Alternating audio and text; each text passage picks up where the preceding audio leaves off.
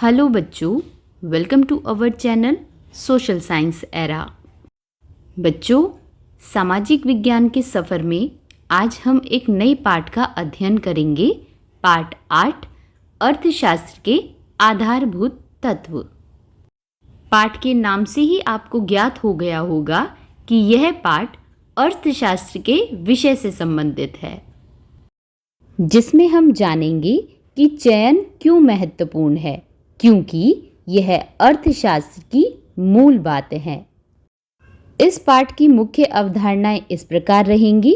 दुर्लभता और चयन की आवश्यकता, अर्थशास्त्री क्या करते हैं, आर्थिक प्रणालियों के प्रकार, अवसर लागत, अर्थव्यवस्था की केंद्रीय समस्याएं और कल्याणकारी अर्थशास्त्र। तो आइए पाठ की शुरुआत करते हैं दुर्लभता और चयन की आवश्यकता से। दुर्लभता का अर्थ। दुर्लभता वह मूल आर्थिक समस्या है जो इसलिए उत्पन्न होती है क्योंकि संसाधन सीमित होते हैं, जबकि मनुष्य की आवश्यकताएं और इच्छाएं असीमित होती है। बच्चों, इसका अर्थ है कि हमारे पास अपनी सभी इच्छाओं को पूरा करने के लिए पर्याप्त संसाधन नहीं है। संसाधन में समय, भूमि, श्रम, मशीनें तथा जल और खनिज जैसे प्राकृतिक संसाधन शामिल हैं।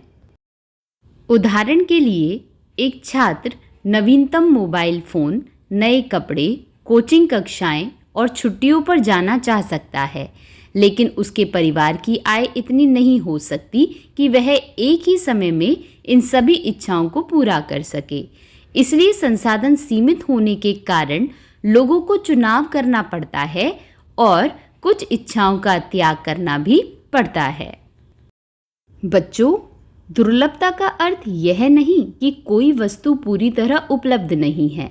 इसका अर्थ केवल यह है कि लोगों की आवश्यकताओं की तुलना में वह वस्तु सीमित मात्रा में उपलब्ध है। यहाँ तक कि विकसित देशों को भी दुर्लभता का सामना करना पड़ता है, क्योंकि किसी भी देश के पास असीमित संसाधन नहीं होते। आइए अब जान लेते हैं सीमित संसाधन और असीमित इच्छाओं को। तो बच्चों, मनुष्य की इच्छाएं असीमित होती हैं, क्योंकि एक इच्छा पूरी होने पर दूसरी इच्छा उत्पन्न हो जाती है। उदाहरण के लिए, कोई छात्र पहले एक साधारण मोबाइल फ़ोन खरीदता है, लेकिन बाद में वह उससे अधिक उन्नत मोबाइल लेना चाहता है। इसी प्रकार साइकिल खरीदने के बाद भविष्य में वह स्कूटर या कार खरीदने की इच्छा कर सकता है। दूसरी ओर संसाधन सीमित होते हैं। एक परिवार की मासिक आय सीमित होती है। एक छात्र के पास दिन में केवल 24 घंटे होते हैं। किसी देश के पास सीमित भूमि और प्राकृतिक संसाधन होते हैं। असीमित इच्छाओं और सीमित संसाधनों के इस असंतुलन के कारण व्यक्तियों, व्यवसाय और सरकार को चुनाव करना पड़ता है। इससे निर्णय लेने और आवश्यकताओं की प्राथमिकता तय करने की आवश्यकता उत्पन्न होती है।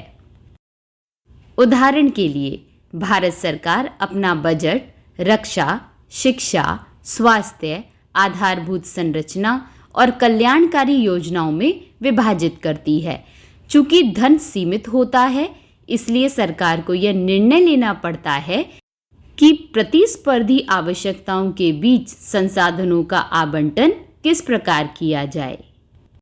आइए अब देखते हैं दैनिक जीवन में दुर्लभता के क्या उदाहरण हैं।